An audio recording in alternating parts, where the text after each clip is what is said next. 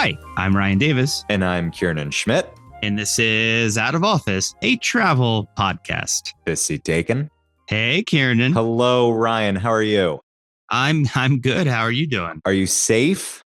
I am so safe. I'm in Bogota hanging out. I went to see Project Hail Mary last night, which was so was much it fun. good? Oh, Yeah. I really want to see it. It seems like my kind of movie. It is definitely your kind of movie. Yeah, It's like, yeah. It's, there's all these movies right now where people just want to see really competent people do things well.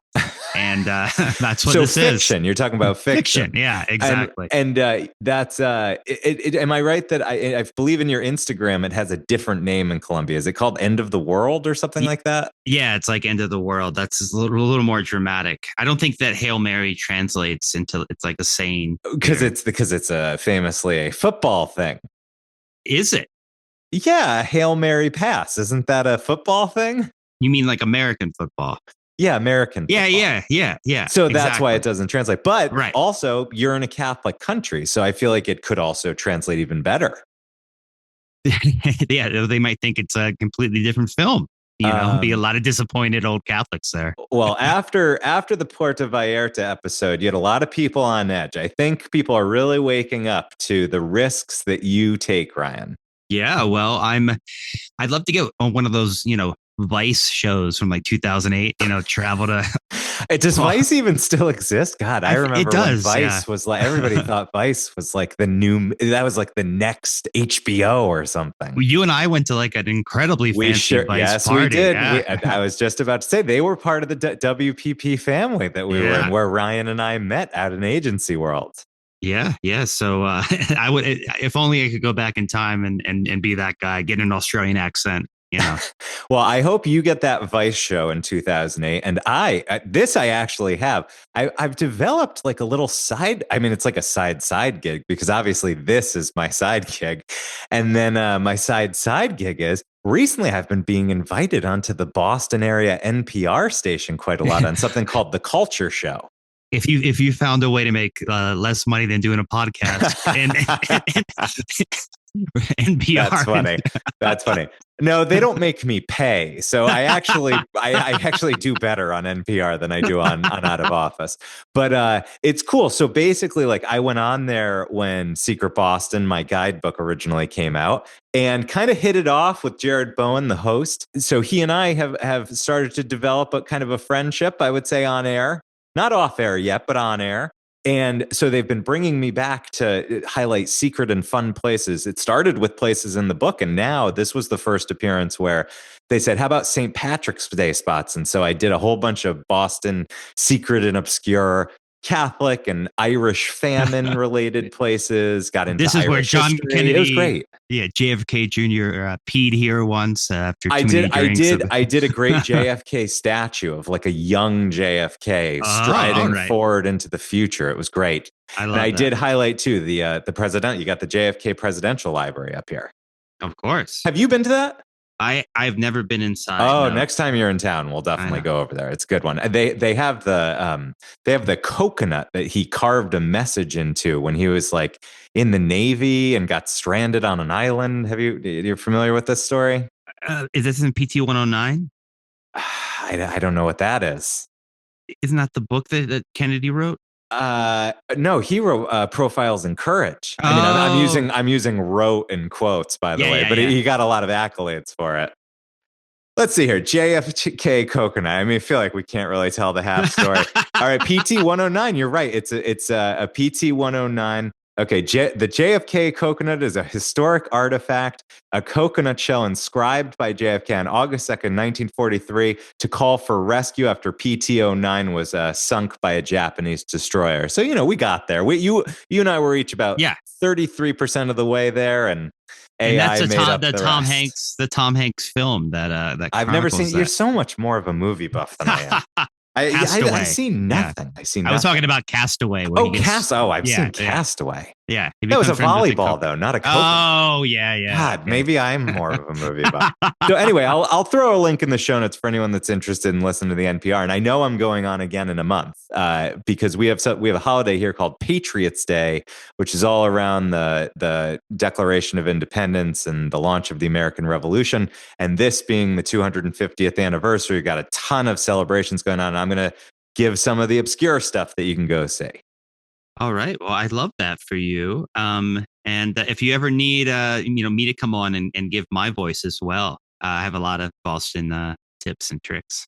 You don't have that many. Most of your tips are, I know a couch you can stay on, which is in my guest room, and ask Kiernan. Yeah, Club Cafe. Yeah. So Ryan, I don't know if you're yet thinking about travels all through the summer. Are you booked up yet?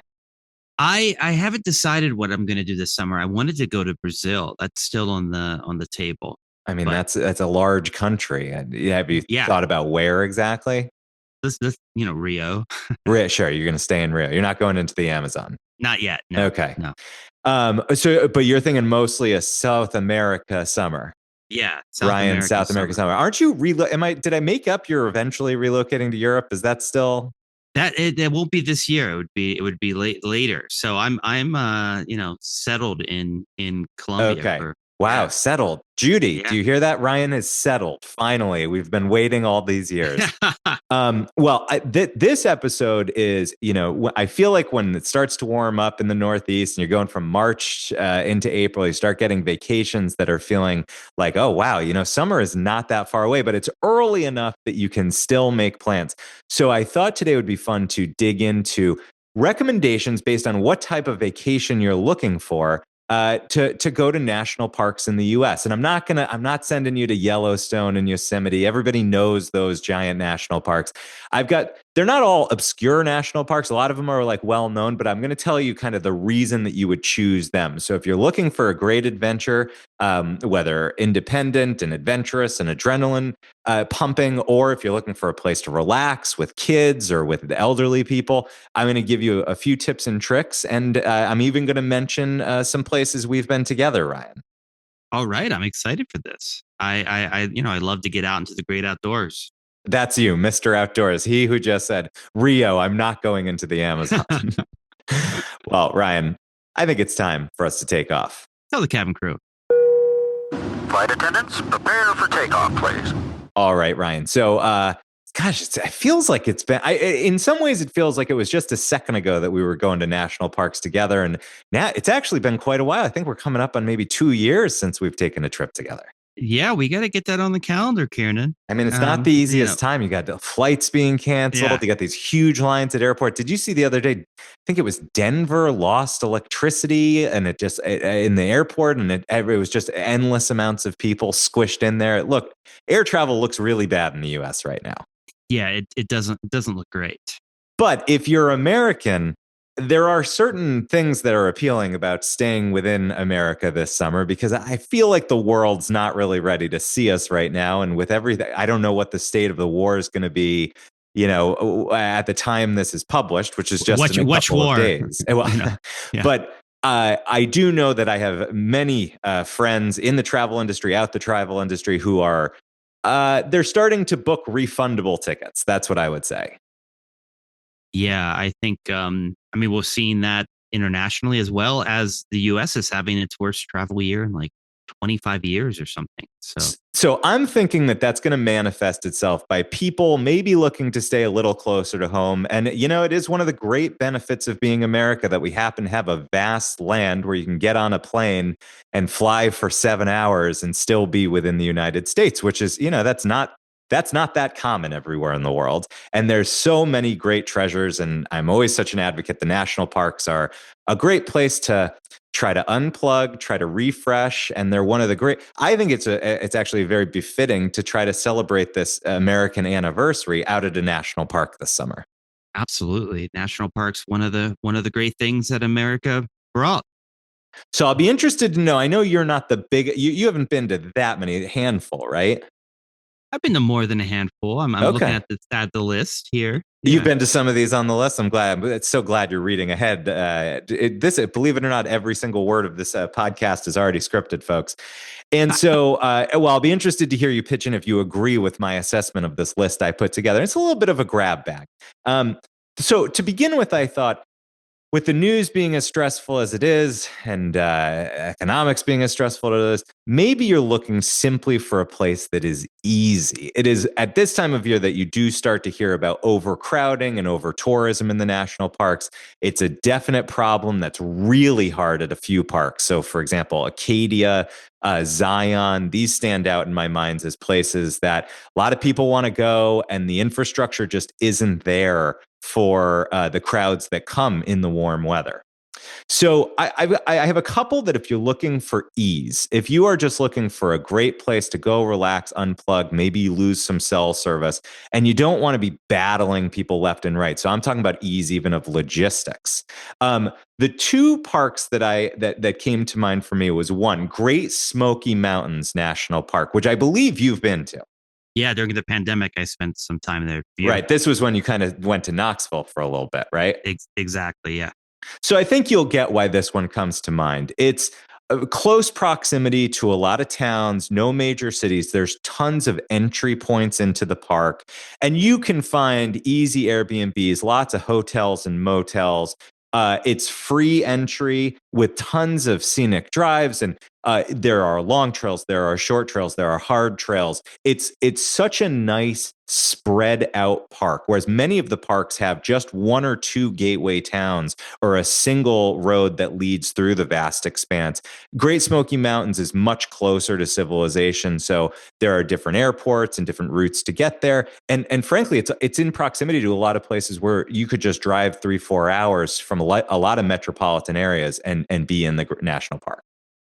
Yeah, it's huge, accessible, and there's a lot of greatest hits. They're kind of spread out. The other one that came to mind, which I would say is it does have some of the bottlenecks that I described, where there really is like a single road that goes up into the mountains and takes you from one end of the park to the other. But it's Rocky Mountain National Park, and the main reason that this came on to me was this Trail Ridge Road. Which is that main road that drives through the park. It is not as overpopulated as sort of that absolute top tier, most famous of parks. And there are tons of things to do just inside the entrance. So, unlike some parks where taking the full drive, it's kind of assumed that that's like the big thing you must do at the park. Glacier National Park stands out in my mind as that. At Rocky Mountain National Park, you can really plant yourself at the parking spots pretty close to the entrance, and you're going to get good hikes, good viewpoints, small hikes out to lakes, areas with wildflowers, areas where you're going to be able to see some wildlife. And it just, I think that it kind of spreads itself out nicely. And for some reason, I feel like Rocky Mountain National Park, and this is just my impression, hasn't broken out into people's minds as much as some of these biggest heavy hitters of the national parks, even though the amazing nature and views you can get there are just as extraordinary. Yeah, this is a famous park in my mind, though. But I've never been, and I would love to go. I've just kind of driven around it, so this is a good rec. I would especially recommend it if you're into hardcore hiking. Great long hikes. That'll certainly take you away from any crowds that are accumulating at the entrance points. And so it might be ease of logistics, but you can have that kind of more athletic trip that you're looking for. So for ease, I'm going with Great Smoky Mountains National Park and Rocky Mountain National Park. Now, if you're really looking to avoid crowds, I mean, Rocky Mountain, it'll get its crowd. It's not going to be it might be overcrowded. I mean, we're going to see this summer's tourism picture is very confused, I would say, based on the broader environment. But if you're really looking for no crowds, I'm not going to recommend the craziest places, which are like Katmai in Alaska, a lot of these gates of the Arctic in Alaska. These are places where you have to book a small seaplane, where there's no lodging, where you have to. Those are Yeah. like the super adventurous parks. This Yeah. list is not inclusive of those. Are extreme no crowds. Exactly, extreme no crowds. But these are accessible. They're within normal, regular airport drives, but they don't see the foot traffic that their nature deserves, really. So there's two I've got here. One is called Isle Royale National Park. This is in Michigan. It's an island in Lake Superior, and you have to travel there by boat. There's no vehicles on the island, and you can get there from Michigan or from Minnesota. So you have options to go, whatever's most convenient from whatever travel hub you're traveling from. And it's really a secluded hike. There's one hotel on the island. They've got moose, they've got wolves. They're in sort of a delicate balance on this ecosystem, and they only see 25 to 30,000 visitors a year, and that's spread across the entire year. That said, it's closed for a giant chunk of the winter, so it opens back up in April. And if you can figure out the logistics to get to where you leave your car and get the boat over, it's a great 2 or 3 day trip where you can do hikes, you can do simple kayaking or canoeing around the island, but it's not as overwhelming as some of these absolutely enormous parks. I don't even know that I've ever heard of this park. It sounds lovely. Isle Royale. And the other one, this is a far way from Isle Royale, North Cascades National Park. Again, not visited by as many as you would think, 15,000 to 30,000 visitors. It's a mountainous park in Washington State. It is only a 2-hour drive from Seattle. And I'm actually going to recommend another national park that's a good drive from Seattle called Olympic National Park further in the episode. But Seattle's a great launching point to go to Mount Rainier. We actually have in the archives an old episode that I'll link to here, which is a Pacific Northwest National Parks road trip. This is a trip that Catherine and I did a while back. And, we took our own itinerary. I put together the itinerary that we took. And North Cascades is an easy add-on or worth the trip itself. One little fact about it that I love, though you're probably a little too late to book it for this summer, but you watch these cancellations because you never know. Sometimes you can get lucky. I have not gotten lucky enough to book this yet. One of the places you can stay in North Cascades is called Ross Lake. And on Ross Lake, they have floating cabins. So big wood cabins that are actually floating on Ross Lake. So it's kind of a neat place to take the family, very atmospheric. Oh, I love that. Floating cabins. And it's definitely one of these places where you're going to be even more unplugged than I mean, not as unplugged as Alaska and Katmai. By the way, I'm referencing Katmai. Do you know Katmai, Ryan? No, I don't. Katmai is famous. I'm sure you've heard of this. Every year in about June, there's a major social media moment where Fat Bear Week. Oh, of course, that's them. So that's Katmai. Katmai is famous for its bears and this one area where salmon are jumping upstream, where bears station themselves and get fat. And then some brilliant social media person there came up with like a bracket, like a March Madness bracket for the fattest bears. And that will definitely be away from the crowds because it's such limited capacity. As I say, you have to fly there with a seaplane. You have to apply to get into the housing there. And even when you're there are so many bears in the area that you are actually you're restricted to a electrified fence area. I really think Ozempic has changed that competition, though, quite a bit. Yeah. It's not what it was. They should do fattest bear, thinnest tourist.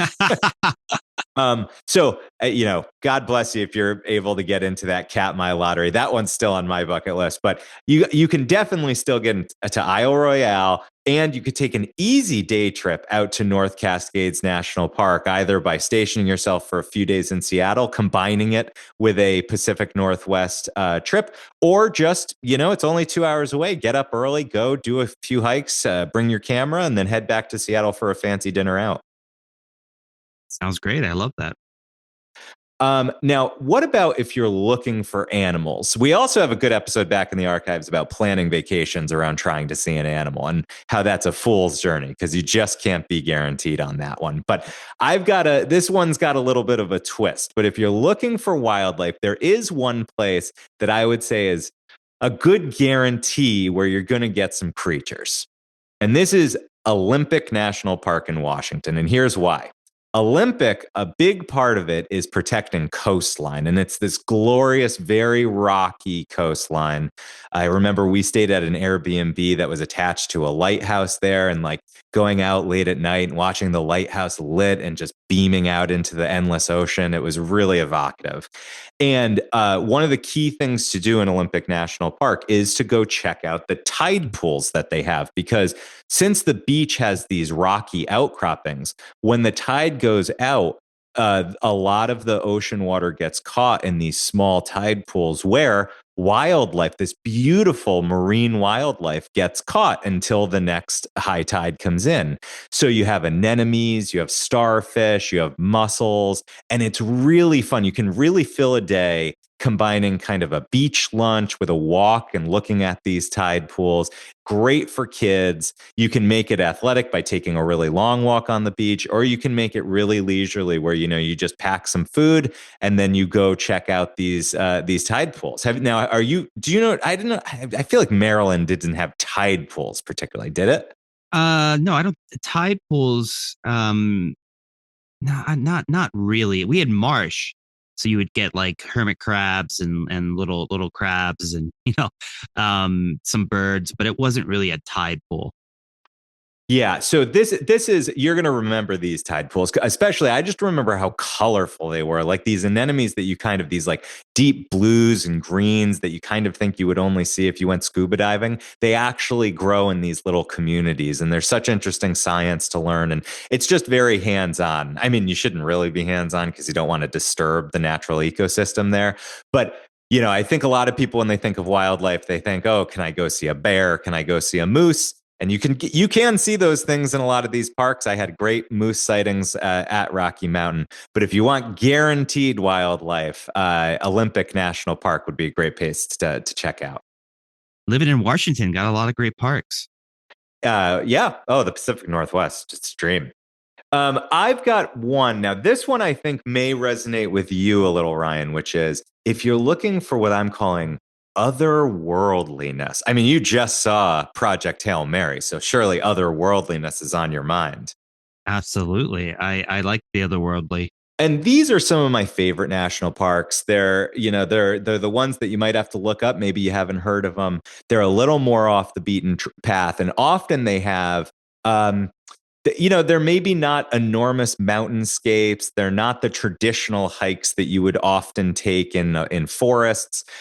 Instead, they preserve a landscape that feels a bit alien or otherworldly, and it's preserved because that's so special. So one this might have been the very first national park I ever went to was the Badlands National Park in South Dakota. And the Badlands is sort of this rocky, scrubby, ranchy area in South Dakota. It's quite. If you've ever heard of Wall Drug, I don't know. Do you know what Wall Drug is, Rye? God, is that still around? It's this big classic like Americana shopping outpost that you pass on the way to the Badlands. It's famous for this bumper sticker you can get there. It's called "What the Heck is Wall Drug?" It's a famous thing you can get there, and it just shows you how remote this area is. So you go to the Badlands. It's got some awesome cabins that you can rent there, cool hikes, and what I love is the geology. They've got these great rock outcroppings where the striations you can get in rocks that show you the different epochs of time. Really, really beautiful there, especially if you're there on a nice sunny day that's lighting up those rock faces. And it just feels very remote and peaceful, and like you wouldn't see this kind of landscape outside of a national park.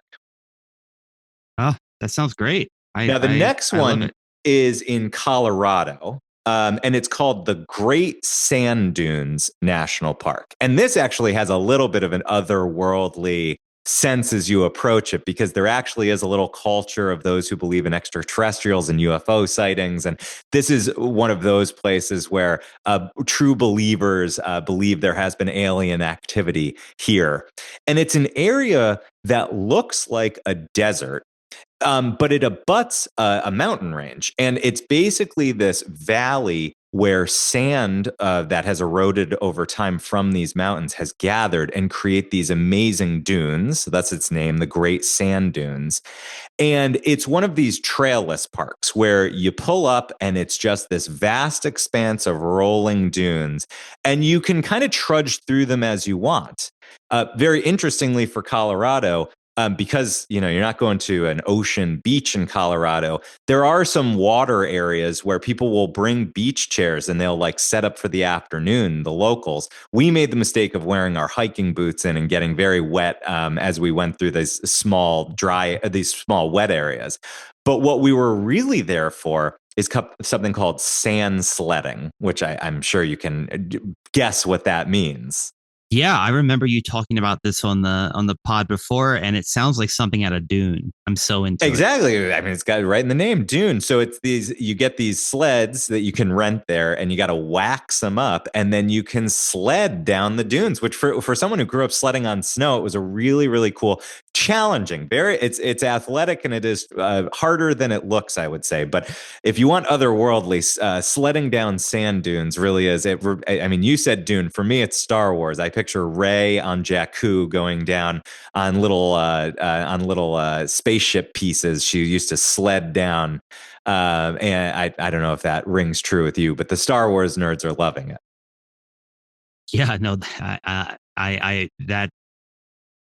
doesn't surprise me. The Star Wars nerds find a way to put Star Wars anywhere. And Ryan, the other otherworldly place that I would recommend is go to one of the national parks that's focused around preserving cave systems. So Carlsbad would be one, but the one that you and I know best is, of course, Mammoth in Kentucky, which is actually the world's largest cave system. The world's largest cave system is not even fully mapped yet. And it offers a huge variety of tours that you can go on if you want to be underground for just 1 hour, if you want to be underground all day. You and I went, I mean, we really maximized it. We took tons of tours to different parts of the cave. And there's nothing like being in a cave for 4 hours to make you feel like, boy, I've like really had an adventure here. Yeah, I love a cave, and these are fantastic. And the last recommendation I want to make is for if you're traveling with children. One place, I highlighted the places where the logistics are easy, and I do think that the Great Smoky National Park is a Great Smoky Mountains National Park is a good place for families and children. Rocky Mountain National Park, I'd say maybe slightly less, just because the terrain is pretty adventurous. But it's very similar to Great Smoky Mountain. I would say Shenandoah is a beautiful park to take with kids. It can be more of a road trip. They have Skyline Drive there, which is this long, super scenic route with great pull-offs, with short hikes to things like waterfalls, super pretty scenery. And it really is a very relaxing place where kids can kind of explore on their own. And then lots of little towns that you can get out to have, easy lunches, easy places to stay. So Shenandoah, I don't know that it has the like wow excitement factor of a lot of the other national parks, but when it comes to something for every age, Shenandoah would be my vote. And I grew up on the eastern shore of Maryland, so this was the national park that we went to when we were kids, and we were going to a bigger park. Yeah, it's funny because it kills me. Some of the other ones that I would put in this category, they suffer from so much overpopulation that I can't really put it in here without, I mean, Acadia, which I know, right? You still haven't been to Acadia. No, I still haven't. All right. Next time you're up, we got to go JFK Library. Then we're driving to Acadia. Acadia in Maine, it is a very family friendly park. It's just that it's so popular that I can't really recommend it to go with children, because I know I went there with an infant and we spent an enormous amount of time just trying to find a parking spot.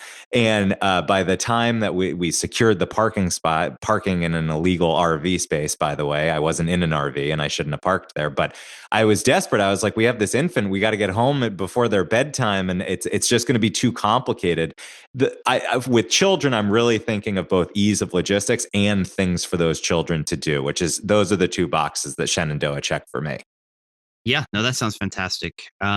These are great recommendations. And one thing I'll say is that we should link in the show notes so many great state parks that we have recommended in the past that are absolutely great. Yeah, we got an old interview with Peter Kujawinski, who's a journalist who was going to do a series for the New York Times all about the glories of state parks. And you're right, Ryan. If you are intimidated by oil prices and airline prices and congestion and the slow security lines, all that, chances are you do have a beautiful state park near you. And even if you are going close to the national parks we're recommending, you can often supplement a day or two by hitting a state park that's around the same area. So that's a great tip. Yeah. Well, Kiernan, I think with all those national parks, it's time for the last stop. The last stop. Ladies and gentlemen, this is the last stop on this train. Everyone, please leave the train. All right, Ryan. Well, we're here in the last stop. This is the last segment of the show, the final segment of the show. It's my favorite segment. It's your favorite segment. It's popularly known as the People's Segment. And that's because it's time for us to come together as a people, as a community, and to share. Namely, you and I each share one thing that we bring with us. It could be anything. It could be a food story. It could be an animal story. Could be a story about Mexican drug cartels lighting up a city that you happen to be in. But importantly, it must check one box. It must inspire the spirit of wanderlust within us, even during the workaday week. And Ryan, as I say, as it's getting warmer out there, I'm feeling wanderlusty. So I have to ask you, as I ask you every episode, do you have a last stop this week? I do, Kiernan. I've always wanted to go to Chernobyl to see sort of the aftermaths of the nuclear crisis there, and we've talked about how that's becoming sort of a spot for interesting animals and wildlife. I just read about this little town in Pennsylvania called Centrala. That back in 1962 they lit a fire in a landfill, kind of a routine thing. But because it was a mining town, the fire got caught in the mines and started going through the veins of the mines. Oh, God. And it's been burning ever since, and it's expected to burn another 100 to 250 years underground. This is in Pennsylvania? In Pennsylvania, because I've heard of a place called the Gates of Hell that's in Turkmenistan. Yeah. That's kind of the same idea, right? But this is completely underground. So everyone has they did buyouts. Everybody left the town, and now it's something tells me that it wasn't. You didn't get too much for that property. No, I don't think so. But now apparently, there's no people around for years and years and years, and the city's been sort of overgrown, and it's become sort of an alt travel spot, an interesting place to take photographs, and there are still some houses standing, and apparently the ground is very warm. Because underneath it is a giant fire that's going to burn for many generations. So it's just really wild to read about something like that in the U.S. and a link to the Atlas Obscura piece. It'd be fun to kind of go out there and see that. Just lay down on the nice warm ground. They could open up. Do hot you know, springs. is there a place to view the fire? It doesn't. There are apparently there's methane leaks and stuff that pop up from the ground occasionally. So, and I don't think the fire is you don't want to see it. That'd be bad news. Okay. All right. Yeah. If you're seeing the fire, you're in trouble. Yeah, exactly. Did you bring a last stop, Kiernan? Yes, I do have a last stop. So with Secret Boston, my book, I'm on the search for a few additional places to include in the next edition. That's something they like to do, kind of refresh the book, offer some new spots. And I came upon one that I love so much. I can't believe that I didn't get it into the book the first time. I was totally unaware of it. This was absolutely my experience writing my Secret Boston, an unusual guidebook, which is every time I thought I had found the last crazy thing to include in it, the most obscure, wild thing, there would always be one more that would crop up. And I'm thrilled to have found another one, which is at the Boston Children's Hospital.